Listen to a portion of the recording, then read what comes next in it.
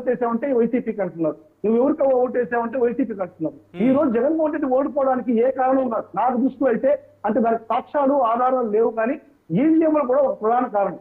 ఈవీఎంలు ఈ రోజు చూడండి, 46 లక్షల ఓట్లు, 12.56% ఓట్ బ్యాంక్ పోలైన ఓట్ల కన్నా ఎక్కువ లెక్కించడం అనేది ఇది ఎక్కడ మీరు సాధ్యమవుతుంది చెప్పండి.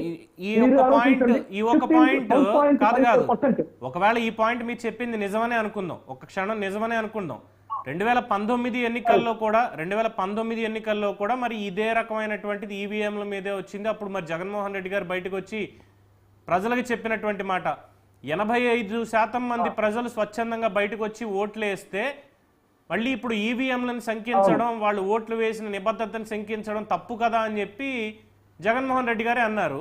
మరి ఆయన అన్న మాటకి వ్యతిరేకంగా ఈరోజు మళ్ళీ ఆయన మాట్లాడాల్సి వస్తుంది ఈవీఎంల మీద అనుమానం అని. మరి దేన్ని కరెక్ట్ అనుకోవాలి సార్? ఇప్పుడు అనుమానం అంటే ఇప్పుడు జగన్మోహన్ రెడ్డికి వచ్చి ఓట్లు వేసిందైతే వాస్తవం సార్ ప్రజలు. మరి ఆ రోజు తెలుగుదేశం పార్టీకి కూడా ఓటేసింది కూడా వాస్తవమే కదా. ఏ రోజు సార్? 2019 ఎన్నికల్లో మీరు అనుకున్నంత తప్పుడు పరిపాలన అయితే ఏం జరగలేదు. 14 నుంచి 19 వరకు కూడా 2019లో మీకు ఎన్ని ఓట్లు ఎక్స్ట్రా వచ్చాయి? మామూలుగా సాధారణంగా ఒక 1 or 2% ఎక్స్ట్రా లెస్ రావడం సహజం, కానీ 12.54% ఓట్ బ్యాంక్ అధికంగా ఎక్కువగా రావడం అనేది అది ఈ పోలింగ్ కి అనుమానం కలిగించట్లేదు సార్ మీకు? లేదు, డెఫినెట్ గా మీరు అన్న పాయింట్ అదే, మీరు అన్నదే చెప్తున్నా. మధుసూదన్ రెడ్డి గారు నాకు ప్రశ్న వేస్తానండి. చెప్పండి. ఇప్పుడు ఓటు వేసిన తర్వాత బయటకు వచ్చి చెప్పిన మాట వాస్తవం అనుకుంటున్నారా?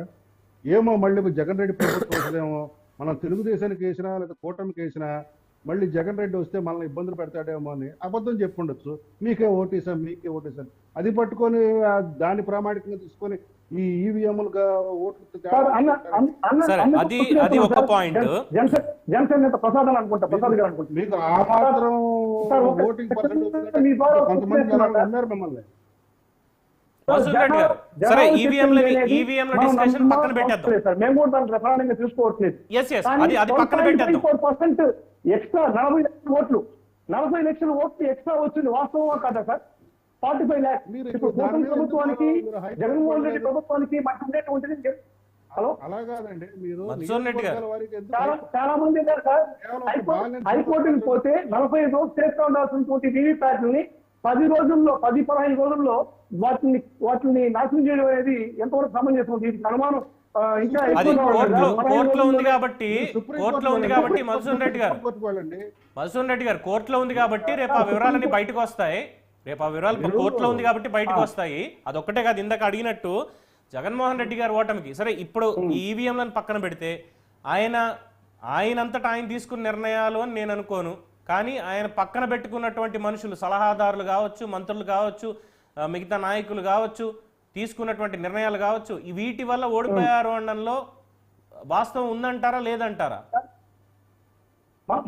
మా పార్టీలో నిర్ణయాలన్నీ జగన్మోహన్ రెడ్డికి తెలియకుండా ఏం జరగదు. పరిపాలన అంతా కూడా జగన్మోహన్ రెడ్డి సమక్షంలోనే పరిపాలన జరిగింది. ఏం మాట్లాడినా కూడా తెలుస్తుందా? నాకు తెలిసి జగన్మోహన్ రెడ్డి ఎక్కడ గాని ప్రభుత్వ పరంగా, ప్రభుత్వ పాలనా పరంగా ఎక్కడ గానీ తప్పులు చేయలేదని మేము అనుకుంటున్నాం. ఎందుకంటే ఆయన సంక్షేమ ఫలాలు కానీ, ఆయన అందించినటువంటి ప్రభుత్వ సంక్షేమ ఫలాలు, సంక్షేమ విధానాలు, డెవలప్మెంట్ కానీ ఎవ్రీథింగ్ అన్ని కూడా జగన్మోహన్ రెడ్డి కన్సర్న్లోనే జరిగాయి. ఏదో నాయకుడు ఎవరో చెప్తారు, సజ్జన రామకృష్ణారెడ్డి వచ్చి ఆయన్ని తప్పుదోవ పట్టించాడు, ఇంకొక నాయకుడు తప్పుదోవ పట్టించాడు అనేది అవాస్తవం. ఎందుకంటే జగన్మోహన్ రెడ్డి పరిపాలన ఐడియాలజీ తీసుకోవాల్సిన అవసరం జగన్మోహన్ రెడ్డి. ఆయనకి తెలియకుండా మంత్రి గాని, ఎమ్మెల్యేలు గాని, సలహాదారులు గాని ఏ పని చెయ్యరు అనేది మీరు చెప్తున్నటువంటి మాట. సలహాదారులు అనేది జనరల్ గా ఏ ప్రభుత్వం ఎన్నిక సలహాదారులతో సలహాలు ఇవ్వడం అనేది, సలహాదారులు ప్రభుత్వం నడిపించేటువంటి అవసరం, అటువంటి పరిస్థితి జగన్మోహన్ సంస్కారం తెలుసు, పరిపాలన దక్షుడు, ఆయనకి తెలియని పరిపాలన విధానాలు లేదు, ఆయనకేమి వేరే వాళ్ళు ఇన్ఫ్లుయెన్స్ చేయాల్సిన అవసరం లేదు సార్. ఒక్క నిమిషం ఇంకా చాలా డీటెయిల్స్ ఉన్నాయి మనం మాట్లాడుకోవాల్సింది, కంగారు పడక్కర్లేదు. సో తెలుగుదేశం పార్టీ నుంచి తెలుగు యువత ప్రతినిధి పోనుగంటి శ్రీనివాసరావు గారు నమస్కారం. శ్రీనివాసరావు గారు వినిపిస్తుందా?